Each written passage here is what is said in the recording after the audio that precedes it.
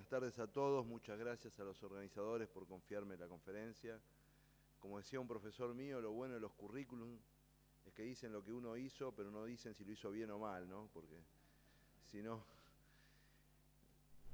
Me invitaron a hablar sobre desarrollo y es algo que me gusta, me apasiona, pero es algo complicado. Ustedes saben que conviven, no voy a decir de manera pacífica, pero bastante pacífica, unas 500 definiciones de desarrollo. Eso demuestra, cuando sobre cualquier objeto conviven 500 definiciones, demuestran que todavía no sabemos bien lo que es, digamos. O por lo menos que se trata de un objeto mutante. Y la verdad que a mí me gusta pararme en ese lugar. Yo creo que el desarrollo no es lo que era. Pero vamos a dejar eso para el final de la conferencia. En principio decirles que hay tres cuestiones, en definitiva, que nos preocupan a los que nos dedicamos al desarrollo territorial. Dicho de manera prosaica.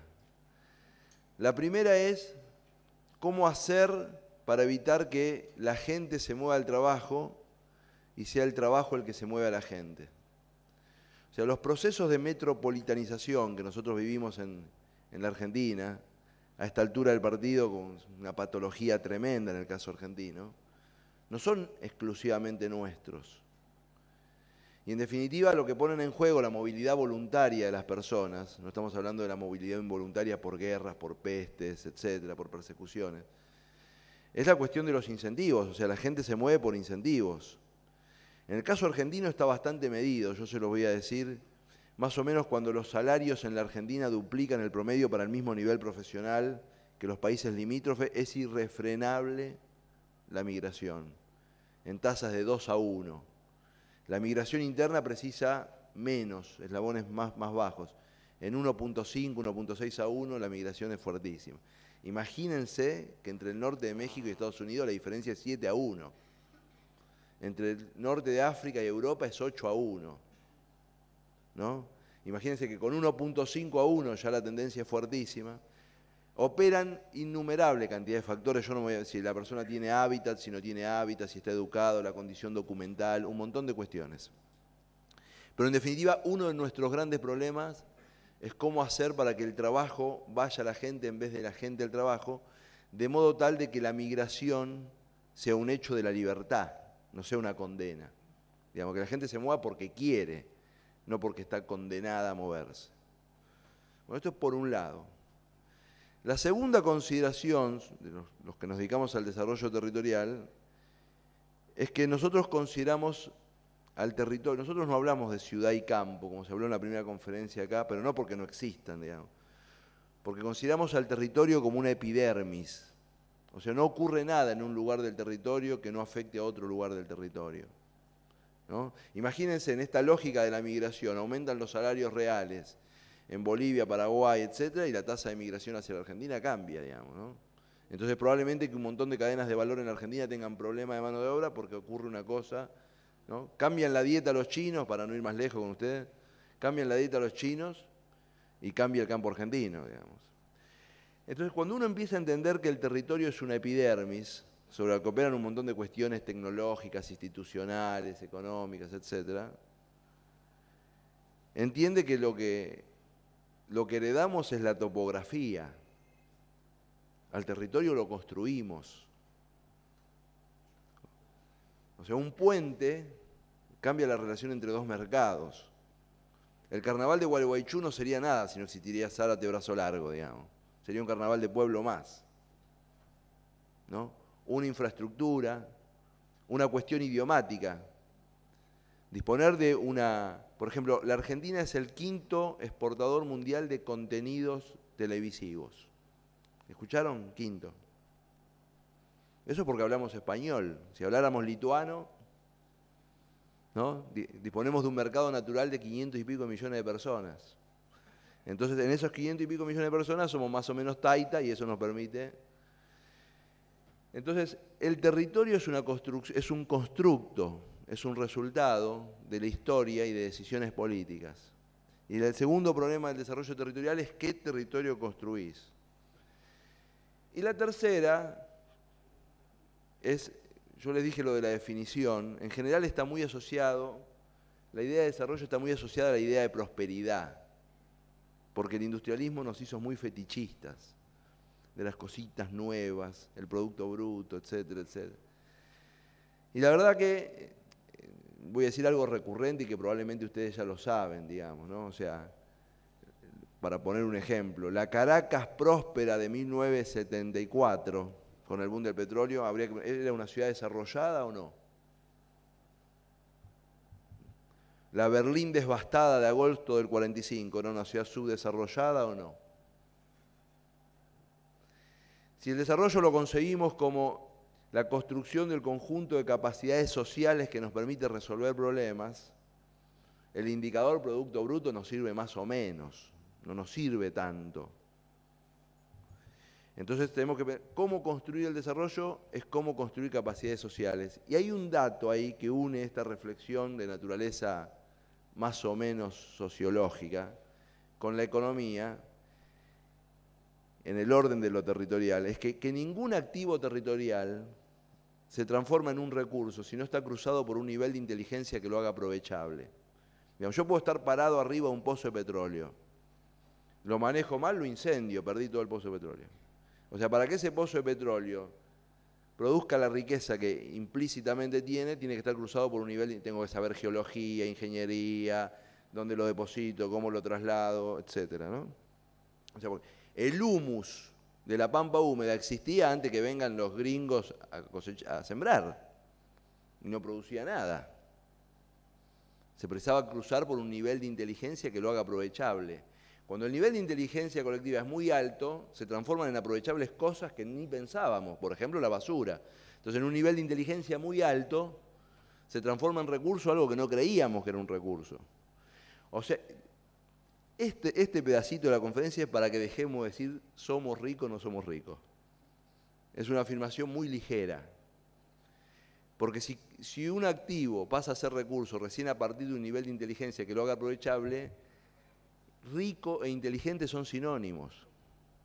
Y esa inteligencia a la que yo me refiero no es la de Juancito inteligente, Pablito inteligente o Roberto inteligente. Me refiero a una inteligencia de tipo colectiva que transforma los activos en recursos. Dicho esto, voy a hablar un poco por qué les dije que pueden convivir más o menos pacíficamente 500 definiciones de desarrollo. En la teoría del desarrollo, que es a lo que yo me dedico, se constituyó durante 200 años, digámosle así, una hegemonía cultural, signada por el modelo de producción, que era el industrialismo. Y para nosotros, para todos nosotros, inclusive para mí durante mucho tiempo, desarrollo e industria eran casi sinónimos. Una sociedad era más desarrollada si era más industrializada. Lo primero que mirábamos es qué porcentaje del PBI se llevaba a la industria. Tenía lógica, porque la industria significaba transferir a la matriz productiva conocimiento de manera intensiva. El principio ordenatriz. La industria nos libraba de un montón de padecimientos milenarios, nos permitía administrar el tiempo, organizar la producción, bueno, producía bienes y servicios masivamente y crecientemente más baratos, etcétera, etcétera. Pero en el paroxismo de esa idea, esto que le voy a decir, menos mal que está escrito, porque si no hoy sería increíble. Llegamos por ejemplo, a medir el desarrollo ya por la década del 60-70, decíamos, una sociedad que consume más energía es más desarrollada que una sociedad que consume menos energía. Porque claro, el consumo de energía te denotaba la presencia de la industria, ¿no?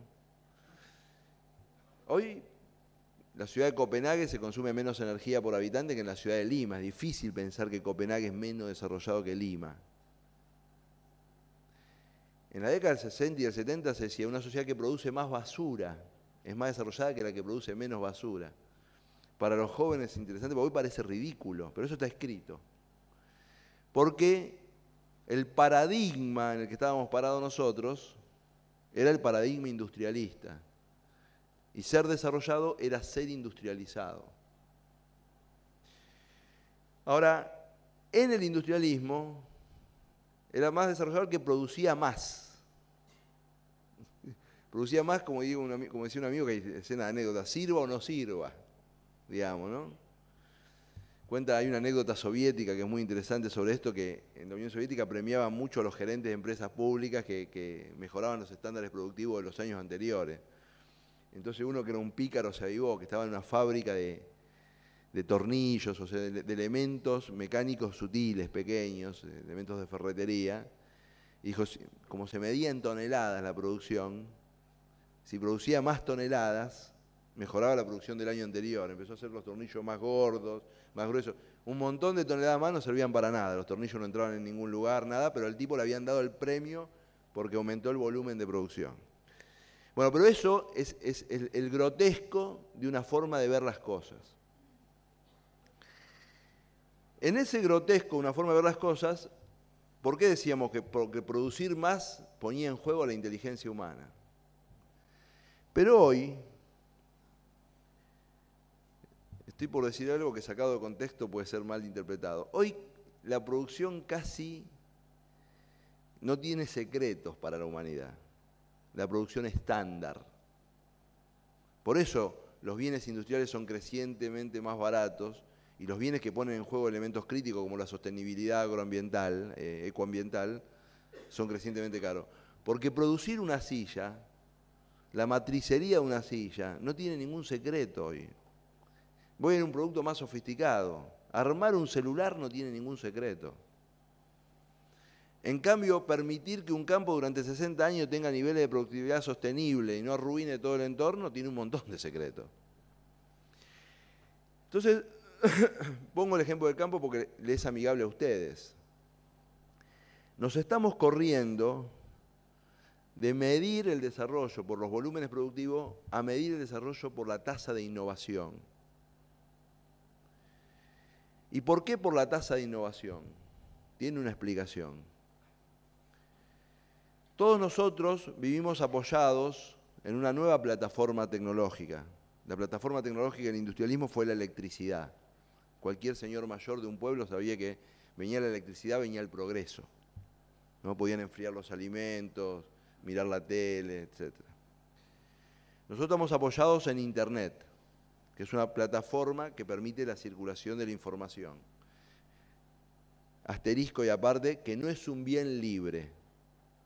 Para poder captar la información, tengo que tener ciertas capacidades, ¿no? A mí me ponen un poema en lituano, puede ser hermosísimo el poema, no puedo captar la belleza del poema en lituano. Porque nosotros siempre pensamos que la información es un bien libre. Yo, por ejemplo, empecé como 20 veces a leer el libro de Einstein, Teoría de la Relatividad, nunca pasé la página 20. Un día mi tío me dijo, y si estudiara física, capaz que... Y claro, es un bien que no es libre. Para absorber eso preciso saber física previamente. Pero en tal caso hay un volumen de circulación de información muy grande y hoy descubrimos que la información es un insumo de toma de decisiones y es un insumo de los procesos productivos. Pero saber todo el tiempo, todas las personas, que hay mejores soluciones para los desafíos que yo enfrento cada día, porque un tipo descubrió que para adelgazar es mejor la dieta tal, o que otro tipo descubrió que para mantener el auto es mejor cuál, etc. Todo el tiempo nosotros somos una sociedad altamente demandante de innovación porque estamos altamente estimulados por el proceso de circulación de la información. O sea, no es un hecho cool. La demanda creciente de innovación altera todo el mundo económico porque nosotros estamos sobreestimulados por procesos informativos. Entonces, claramente se está pasando de la ventaja competitiva escalar a la ventaja competitiva innovativa. O sea, la estructura de la nueva economía empieza a privilegiar y a premiar en términos de precio las capacidades innovativas, más que el volumen de producción. Entonces tenemos que saber más de cómo una sociedad logra innovar. Porque si esto que digo es verdad, no seremos desarrollados si no somos innovadores. Para dar fundamento empírico a lo que estoy diciendo, Manuel Castells estudió 100 cadenas de valor y descubrió que en 87 de las 100 cadenas de valor que él estudió, lo que en el barrio se llama la parte del león, o sea, la captura de renta extraordinaria en la cadena, al interior de cada una de las cadenas, la hace el segmento más innovativo. O, por ejemplo, en la industria textil, el marketing se lleva más que la producción, porque es el segmento innovativo, claramente innovativo, porque mi mujer se compra unos jeans que valen como no sé cuánto y piensa que va a parecer como la chica de ahí. O sea que el del marketing es un genio porque le hace creer a todo. Claro, ese es el genio. Hacer un jean hace cualquiera. Que vos creas que te vas a parecer a la chica. Ese es el... ¿No? Es el caso del textil, como diciendo que como en los celulares el hecho innovativo está en la patente del chip o del sistema operativo. Como en los, o sea, ¿y quién se lleva la parte de renta más grande? El que pone el hecho innovativo. Por lo tanto, si uno no innova, puede tener trabajo, pero va a tener trabajo en los eslabones menos remunerados. En términos personales o de sociedad, esto vale. Entonces, dicho esto, hay que saber, me quedan 10 minutos, hay que saber qué hacer para ser innovadores. Está estudiado, por suerte. Hay 5 condiciones para ser innovadores. La primera condición para ser innovador es tener un nivel de educación básica muy alto. O sea que viene bien la relación con el anterior mes. Es más importante que el número de doctorados, porque la clave de la innovación en términos sociales es que la información circule. Y para que la información circule se precisa que no tenga diques. Y los diques de la información son los prejuicios, bueno, son un montón, pero uno de los diques es no poder tomar los mecanismos de captación de la información. O sea, yo decirle algo a alguien y que no me entienda. Entonces es más importante el nivel de educación básica alto para que se produzcan redes de cooperación, redes laterales, redes de competencia también, etcétera, que haya doctor. El ejemplo más clásico es que los países con más alta tasa de doctores del mundo, que son los Emiratos Árabes, Dubái, etcétera, no producen ni una sola patente, digamos, ¿no? La segunda condición es lo que se llama la contractualidad general, digamos, que también es una condición de fluir de la comunicación, que haya un nivel de capital social y de institucionalidad informal que permita aumentar la densidad relacional. O sea, las sociedades, en ese sentido, las sociedades más desconfiadas son menos innovadoras que las sociedades de confianza. La tercera condición es el pluralismo y la tolerancia. La innovación es un hecho disruptivo, ¿no? Y con muchas posibilidades de fracaso. Las sociedades monoculturales, o sea que tienen una sola forma toda la sociedad de ver las cosas, son menos innovadoras que las sociedades pluriculturales. Es decir, si fuéramos todos católicos, todos omnívoros y todos hincha de boca, tenemos menos posibilidad de ser innovadores que si fuéramos algunos católicos, otros agnósticos, otros judíos, otros hincha de boca, otros hincha de River, otros les gusta el voleibol, otros vegetarianos, otros... Las sociedades que planifican son más innovadoras que las sociedades que no planifican, porque no se puede ser innovador en todo, se es innovador en algo. No existe que se encuentran dos personas por la calle y dice, vos que sos panadero, vos innovador. No. La gente es algo y es innovador en algo. O sea, es peluquero, innovador, o panadero, innovador, o productor agropecuario, innovador, pero no es innovador en abstracto. ¿Usted qué es innovador? No existe. Y esto es lo más importante, porque entonces esto es lo demostrativo que la innovación es un hecho marginal sobre un saber hacer preexistente. O sea, yo sé de producción agropecuaria, puedo innovar en producción agropecuaria. Una persona que no sabe nada de mecánica de auto no puede innovar en mecánica de auto. O sea, se precisa un stock de saber ortodoxo para poder tener energía innovadora. Dicho esto, yo lo voy a pasar rápido porque estoy apretado con el tiempo. De esto sería, si uno ya llega a la conclusión de que el gran tema es cómo construir una sociedad más innovadora para producir desarrollo territorial, es decir, ¿cuáles son los desafíos para Argentina?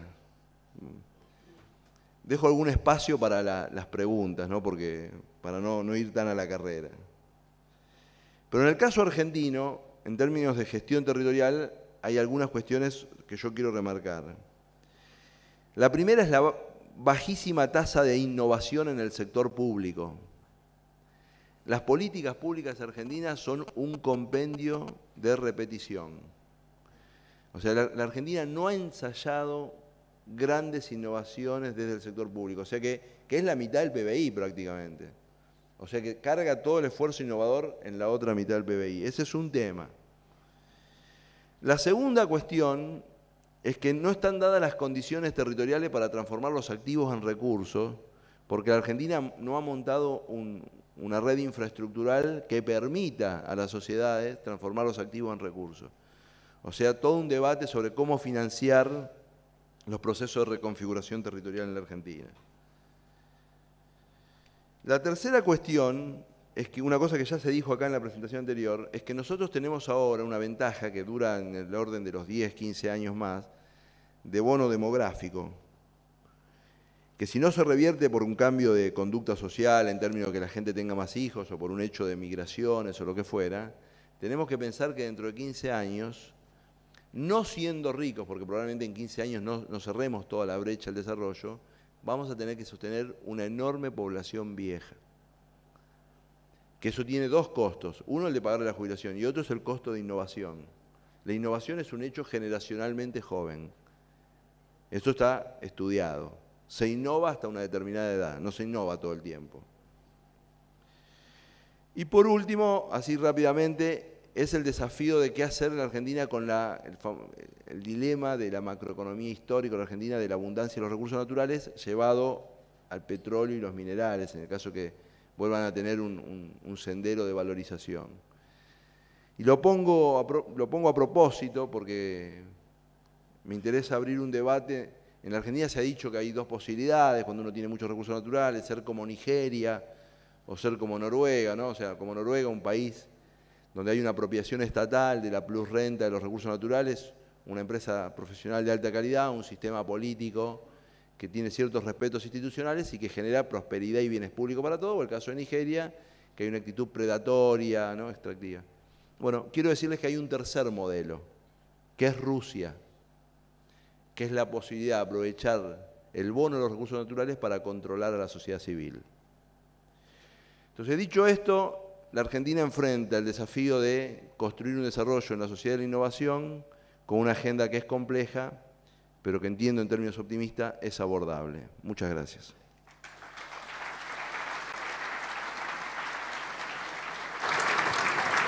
Muy bien.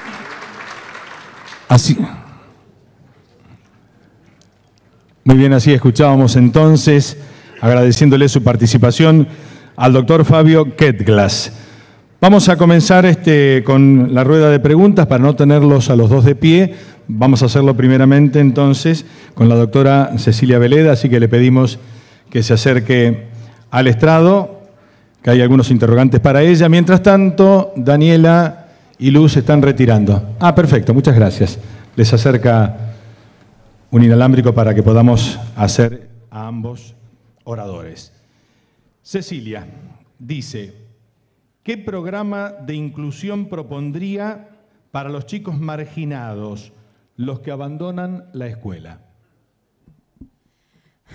Bueno, para los contextos más vulnerados hay una multiplicidad de políticas que podrían implementarse de manera mucho más orgánica que hasta ahora. Si bien la Argentina ha venido implementando desde la década del 90 las llamadas políticas compensatorias que han destinado mayores recursos a las escuelas de sectores más vulnerables. Sin embargo, hay una primera cuestión, es lo que comentaba antes sobre el sistema de información. Todavía no tenemos en la Argentina un dato tan básico como el nivel socioeconómico de los alumnos por escuela. Con lo cual, la asignación de las políticas a las escuelas más desfavorables se hace por percepción. En general, la percepción que tienen los supervisores de las necesidades que tienen de las escuelas.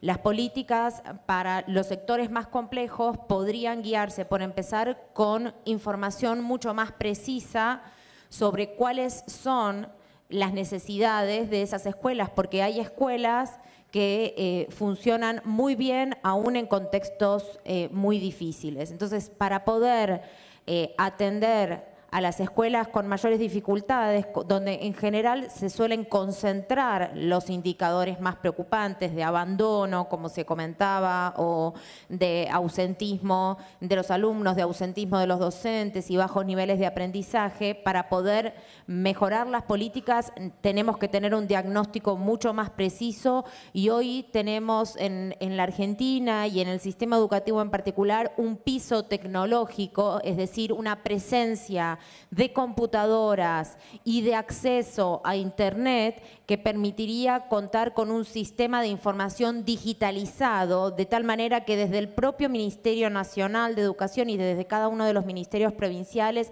se podría tener un mapa, una radiografía muy precisa de las necesidades de cada una de las escuelas, porque la política educativa, para poder atender a los más vulnerables, por empezar, tiene que saber cuál es esa situación.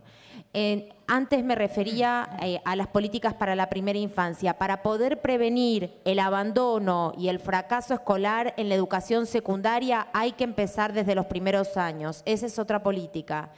Luego, las escuelas deberían estar mucho más acompañadas en los contextos locales por el resto de las instituciones con presencia en el territorio, para que la escuela pueda focalizarse sobre la enseñanza. Hoy la escuela debe atender un sinnúmero de problemas sociales que van desde las adicciones hasta los problemas familiares, el comedor, digamos, hay toda una serie de cuestiones de las cuales la escuela se tiene que ocupar, que podrían ser mucho mejor atendidas si la escuela estuviera apoyada por otras instituciones, desde la policía, el centro de atención primaria de la salud, hasta intercambios con los centros de jubilados, es decir, los municipios y las ofertas culturales de los municipios. Hay que fortalecer muchísimo la interrelación entre la escuela con el resto de las instituciones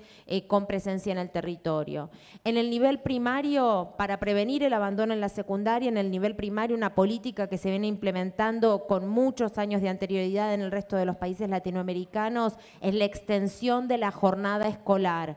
En la Argentina, como en la mayor parte de los países latinoamericanos, tenemos solo 4 horas, una jornada simple, y está demostrado que sobre todo en los contextos más vulnerables, donde los alumnos, los chicos no tienen acceso a muchas de las actividades que las clases medias adquirimos en el sector privado, ¿sí? Inglés, todas las actividades extracurriculares expresivas, ¿sí? Como las artes, el deporte, que cumple un rol fundamental también para un mejor aprendizaje. Para esto, en los contextos más vulnerables sería fundamental poder extender la jornada escolar, y es algo que se ha iniciado, pero que va a haber que avanzar mucho más decididamente de aquí en más. En el nivel secundario, la problemática es tal. La gran deuda pendiente, no solo de la Argentina, sino de toda América Latina acá, es el nivel secundario. El nivel secundario sigue en el modelo fundacional, que es un modelo sumamente enciclopédico, con una cantidad excesiva de materias que no tienen sentido. Hoy, como decía Fabio recién, la innovación se apoya en ciertas capacidades, las capacidades que deberían contar las nuevas generaciones son muy fundamentales, digamos. Ya la cantidad de materias que históricamente enseñó la secundaria ya han perdido sentido en el mundo de hoy. Entonces se sabe que habría que reducir esa cantidad de materias y articular muchísimo mejor la educación secundaria con el mundo del trabajo. Me extendí un poco. Muchas gracias. Pregunta para el doctor Fabio Ketglas. ¿Qué le puede aportar el agro a los problemas del urbanismo? Es una pregunta buenísima, no sé quién la hizo, pero es una pregunta. El agro, en principio, en la Argentina, voy a decir, le ha generado un enorme problema al urbanismo en los últimos tiempos. Ustedes estarán pensando cuál se lo voy a... Es muy sencillo. Cuando los terrenos aledaños a los pueblos valían $800 para un intendente comprar 20 hectáreas para urbanizar, lotear y urbanizar, era sencillísimo. Cuando valen $15.000 o $20.000, para un intendente comprar 20 hectáreas para lotear es imposible. Entonces se produce la paradoja que se produce ahora en la Argentina, con el Procrear, de que la gente tenía el crédito y no conseguía el lote. No conseguía el lote porque la Argentina, y esto para no echarle la culpa a los productores ahora, hace 20 o 25 años que no genera masivamente suelo urbano. Y la condición de hábitat, bueno, esto es básico, ¿no? Más allá de un montón de consideraciones posteriores, pero sin suelo urbano de calidad, uno puede tener una presión de mercado sobre una oferta limitada y generás un incentivo a la especulación reteniendo los lotes, los dueños de los lotes. Pero, beneficio o problema. Si uno empieza a pensar el territorio como sistema, y no empieza a pensar en términos de esa relación competitiva, porque cuando a los productores le va bien, el concesionario de auto del pueblo no le digo nada, está chocho, los restaurantes del pueblo están chochos también. Si uno empieza a pensar el vínculo entre la producción rural, las empresas, y este flujo entre ciudad-campo como un flujo nodal significativo, porque al revés puedo decir, los productores agrarios, que en el norte de la provincia de Santa Fe se les rompe una máquina de alta precisión y tienen que hacer 300 kilómetros para arreglarla, porque en los 10 pueblos que hay en el medio no hay nadie que se la pueda arreglar, se quieren pegar un tiro. Argentina precisa reconfigurar su territorio. Y para eso precisa, grosso modo, yo digo 200 porque me gusta el número, porque es redondo y da con el bicentenario, que 200 centros urbanos en el país, en un rango de entre 10.000 y 150.000 habitantes, sean competitivos en el sentido de que puedan proveer de competitividad a su entorno, digamos, ¿no? Decían en la primera conferencia que los encargados quieren vivir en los pueblos ahora. Una buena pregunta es si el campo le queda a 5 kilómetros del pueblo o si le queda a 40 kilómetros del pueblo.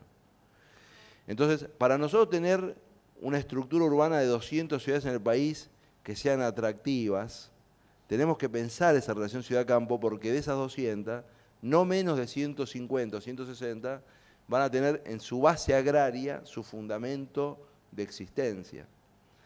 Entonces, en principio provee mucho el campo de esas ciudades. Le provee del motor financiero que hace que esas ciudades existan. O sea, no existirían sin el campo. Ahora tenemos que pensar algo más sofisticado que existan. Lo que pasó en la Argentina en los últimos años, y perdónenme que me extienda, es que pusimos los incentivos de manera inadecuada. Si yo pongo una sobretasa a una actividad económica específica que se desarrolla en el campo y subsidio los servicios públicos urbanos, ¿el incentivo para dónde está puesto? O sea, es obvio que la gente, y sobre todo en las personas, donde el pago de servicios públicos es muy sustantivo en términos de su propio presupuesto, que son los sectores más pobres, es un incentivo para la metropolitanización. Ahora, cuando uno le pregunta a la gente por qué migra, ¿no? El motivo principal es el trabajo, generalmente. Pero el segundo motivo de las migraciones son los servicios públicos. O sea, me mudé porque vine a estudiar, me mudé porque tengo una enfermedad cuyo tratamiento es mejor en este lugar, me mudé y entonces acá hay un hospital adecuado. Si vos creás 6 universidades nacionales, en la última creación se crearon 6, y 5 la ponés en el conurbano y una en el interior. El chico de Florencio Varela tenía a 3 estaciones de tren para un lado, la de Quilmes, y a 4 estaciones de tren para el otro, la de La Plata. Y en Pinto, provincia de Santiago del Estero, agarrás un compás y haces 200 kilómetros de la redonda y no agarrás ninguna. Entonces, ahora, ¿es más caro poner una universidad en Pinto? Es mucho más caro, sí. Es muchísimo más caro. Pero les puse bueno, el primer dato, el dato fiscal. El otro es el dato infraestructural. Hoy no se mide más la distancia a la que yo estoy de un lugar en kilómetros, se mide en tiempo. Si yo estoy en Neuquén y tengo un avión de 1 hora 40 a Buenos Aires, estoy en 1 hora 40. ¿Sí? ¿Ok? Y si estoy en Villarino, provincia de Buenos Aires, y no tengo ni tren ni avión, estoy a la mitad de la distancia, pero a 15 horas de Buenos Aires. Entonces, ¿la red infraestructural me resuelve la ecuación tiempo? Otra cuestión. La cuarta y la que más le va a doler. Vamos a suponer que hay un año bueno, económicamente, en el campo, un montón de productores ahorran, algunos hacen un plazo fijo, etc. Y el vecino del que ahorra, que el que acaba de ahorrar porque vendió sus hojas, etc., quiere renovar su cosechadora y entra atrás, 5 minutos atrás, al mismo banco a pedir crédito para su cosechadora. Y el banco le dice que no le da, porque hay que pagarlo a 5 años, no saber en los próximos 5 años si sube, si baja, si... Y eso financia un LED en Buenos Aires o en Rosario, de recobro seguro, etc. El banco capta... En la Argentina no hay ningún límite geográfico a los flujos financieros. En Estados Unidos, que es un país súper liberal, hay límite. Una tasa del ahorro que se toma en un lugar se tiene que prestar en ese lugar. En Estados Unidos, no estoy diciendo en Cuba, ¿no? Entonces, los grandes centros urbanos disponemos, yo vivo en Buenos Aires, de posibilidades financieras gracias a que hay una pampa húmeda ahorradora que me financia a mí cambiar el televisor, mientras le niega al productor la posibilidad de cambiar. Entonces, la dinámica territorial no es una casualidad, porque no es que en Alemania están parejitos porque los tiraron para arriba y cayeron parejitos.